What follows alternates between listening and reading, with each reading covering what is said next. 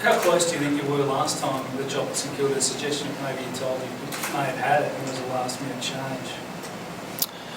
No, I couldn't tell you. Obviously, you get a phone call to say that you've missed out, and then you certainly, clubs are really good these days at giving you feedback. So that happened, but I wouldn't know. Alan, you say you haven't met the group. Have you spoken to any of the players or some of the leaders, perhaps? No, I haven't. No, it's obviously it only happened this morning. The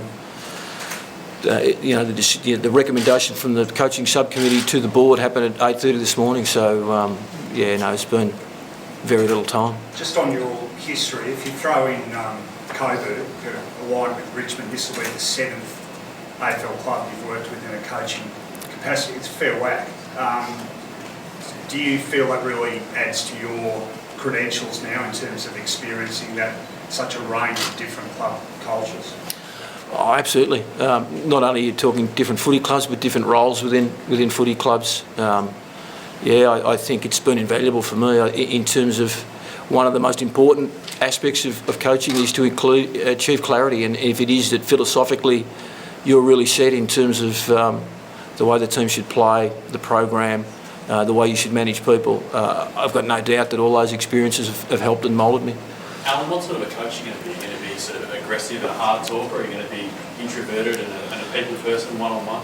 I'm a fairly calm, measured guy, so I'm not an overly emotional guy. When I have been coaching my own team, albeit at lower level, or the game against the Kangaroos this year when Ken was crook, it'd be fair to say that perhaps a little bit more emotional than normal. But no, I would think that that's my style, that's my personality.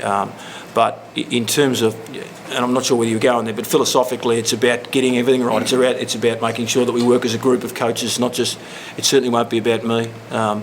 It's been incredibly encouraging to have a look at the work that the guys have already done, given the programs already started, albeit only the younger guys, the first to fourth year players, but to go through with Adam Kingsley and see the planning that's gone into place, and so that the guys have been able to just push on as if there is a coach here. It's been really impressive. Do you feel some sort of responsibility, not only just to coach the team, but to maybe help change the culture of this club as well? I think the senior coach plays a massive role from a cultural perspective, and I know that in that space this footy club's going to have a really significant focus, that we want to make sure that we are doing the right thing all the time because it's the right thing to do, not because we are told it's the right thing to do, and that's on field, that's off field, and as a leader it doesn't happen unless I set an example and have really high standards and hold people accountable. Chris, have you spoken to Mark Williams last night? Yeah, I spoke to Mark earlier today. Where does he see? He was obviously very, very heavily favoured to win the role this week as well. Yeah, look, I've had a long relationship with Mark, and he's clearly disappointed not to get the role. At the end of the day, he came very close, but we made a decision which we thought was the right decision for the club. What was that based on? Ultimately, what was how close were the candidates? No doubt they were close, but I can say clearly that the decision was full support of the panel, the recommendation that we gave to the board, and ultimately it was based on what we thought was the best candidate for this club to take us forward. Did you have a change of heart after you spoke to Mark in an interview setting?